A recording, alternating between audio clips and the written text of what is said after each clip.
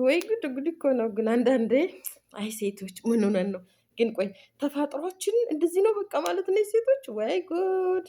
ላታመልጪው አታሩጪው የሚባል ተረት አለ። አድምጡኝ፣ ላታመልጪው አታሩጪው ይላል የኛ ሀገር ሰው ማለት ነው ሲተርት። እና ስለዚህ ሶፊ በቃ በጣም መግደርደር መግደርደር መግደርደር አበዛችና ከዛም በኋላስ እንግዲህ በፍቅር ተሸነፈች ማለት ነው። ቀለበት ታሰረላት። ዋው! አሰላሙ አለይኩም ወራህመቱላሂ ወበረካቱ። ሰላም ጤና ይስጥልኝ። ውድና እየተከበራችሁ የቻናሌ ቤተሰቦች እንደምን አላችሁ? በያላችሁበት የአላህ ሰላምታና እዝነት አይለያችሁ ለማለት እወዳለሁ። ውድ ቤተሰቦቼ እንዴት ናችሁልኝ? ሰላም ናችሁ ወይ? ሁሉ ሰላም አሸወይና ነው። ከኔ ጋ ሁሉ ሰላም ነው አልሐምዱሊላህ።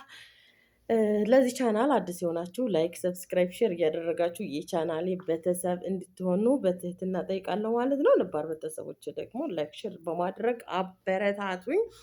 ዛሬ ደግሞ በእነ ሶፊ ጉዳይ ተመልሼ መጥቻለሁ ማለት ነው። ይበል የሚያሰኝ እልል የሚያሰኝ ነው ማለት ነው። እንግዲህ አንዋር ለሶፊ ቀለበት አደረኩላት እያለ ነው ወይ እናንተ ግን ቆይ፣ በነገራችን ላይ የልጅ ሟርተኛ አፈር ይበደራል ይባላል።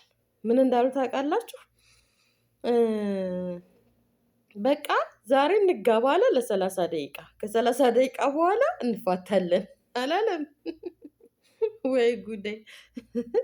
ስለዚህ አንዳንዴ የምንናገረውን ብናቅ፣ አንዳንዴ ቆም ብለን ብናስብ ጥሩ ነው። እውነቴን ነው።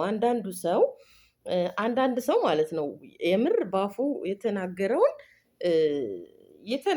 እንደ ቀልድ የሚሆን እንደምን ሱብሃንአላህ አላሁ ተዓላ ይከትብበታል። ግን እንደዛ መሆን የለበትም። እኔ ሀቂቀቱን ነው የምላችሁ። እንደዚህ መጥፎ ነገር መናገር አልወድም፣ እፈራለሁ። እውነቴን ነው። ያ ነገር የእውነት ይሁን ይመስለኛል እና መጥፎ ነገሮችን መተንፈስ ትንሽ ይከብደኛል። ወላሂ ነው የምላችሁ። ይቅርታ እንግዲህ ዛሬ በቃ ሶፋው አልተመቸኝም፣ ወፈርኩኝ መሰለኝ።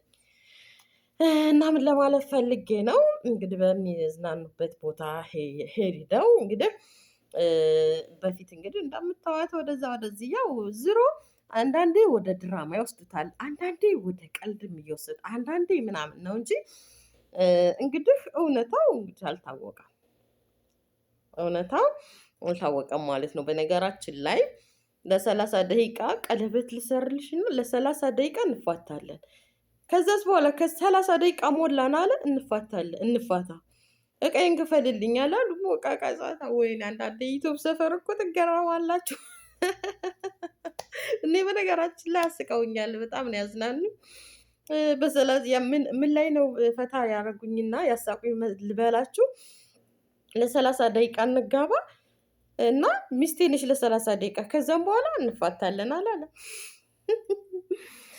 ይሄ ጠጋ ጠጋ እቃ ለማንሳት ነው አሉ አሉ። ስለዚህ አልሙሂም ከቀልድ ጀምራል።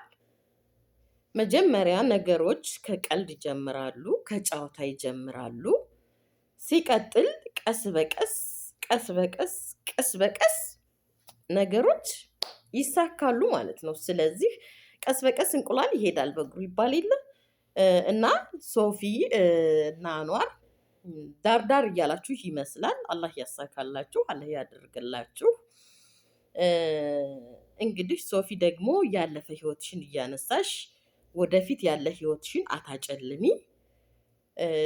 አንዋር ጥሩ ልጅ ነው። በእርግጥ አንቺንም በሚዳ ነው የምናቀሽ፣ እሱንም በሚዳ ነው የምናቃችሁ። በሚዳ ሁለታችሁንም እስካወቅናችሁ ድረስ ጥሩዎች ናችሁ። ስለዚህ ከነገሮች ያው እንዳልኳችሁ ከቀልድ ጀምራሉ ወደ ምር ይሄዳሉ ማለት ነው። ስለዚህ የአንዋር እና የሶፊ ዛሬ እንደ ቀልድ እየሰሩት ቢሆንም ወደፊት ያለው ነገር አይታወቅም ማለት ነው። ስለዚህ ብትጋቡ አቻ ናችሁ፣ በቃ አኩያ ናችሁ። ስለዚህ ያው ሶፊም መግደርደሩ የሴት ልጅ ወጉ ነው። አንተም ደግሞ ተረዳት፣ ቶሎ ብለህ ወደ ውሳኔ አትሂድ ማለት ነው። ወንዶች በነገራችን ላይ በእነሱ ብቻ ሳይሆን ወንዶች ቶሎ ብላችሁ ወደ ውሳኔ አትሂዱ።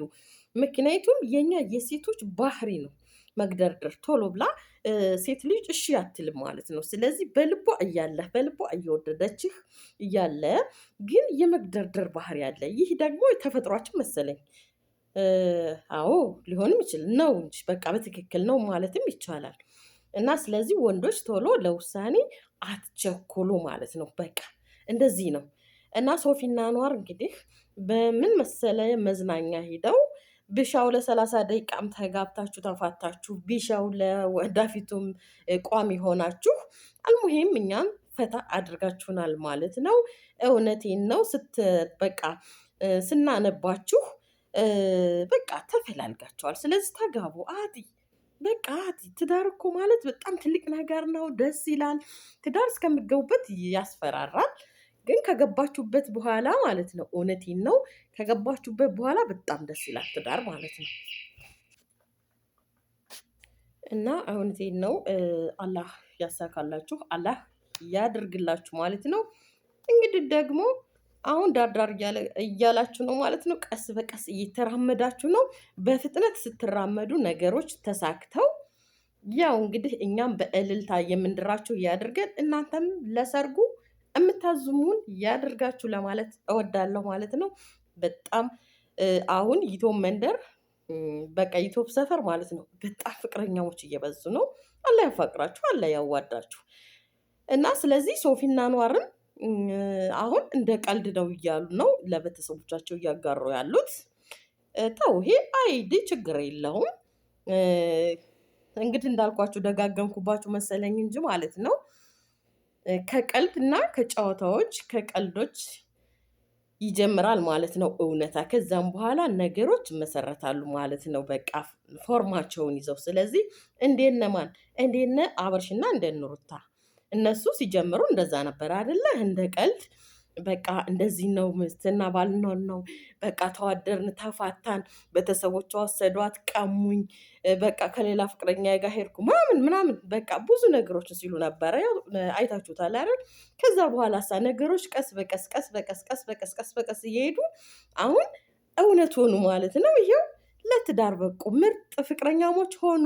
ሲቀጥልም ምርጥ ባለትዳር ሊሆኑ አሁን በቃ ጉድ ጉድ እያሉ ነው ሆነዋል ማለትም ይቻላል። ስለዚህ አንዋርና ሶፊም እንግዲህ አሁን እናንተ ለተመልካች እንደ ቀልድም እያደረጋችሁ እየነገራችሁ ነው። ይህን ነገር እንግዲህ አላህ ያሳካላችሁ። እውነታዎች ተቀልድ ነው እና የሚጀምሩት እንግዲህ ሶፊና አንዋርን ደግሞ ወደፊት እንደነ አብረሽና ሩታ ሆነው እናያቸዋለን ማለት ነው። ውድ ቤተሰቦቼ በቃ ሁላችሁንም አላሁ ተዓላ ትዳር የሌላችሁ ትዳር ይወፍቃችሁ። እንደገና ደግሞ አላሁ ተዓላ ጤናችሁን ይስጣችሁ ለማለት እወዳለሁ። ሰላም ሁኑልኝ። ባይ ባይ።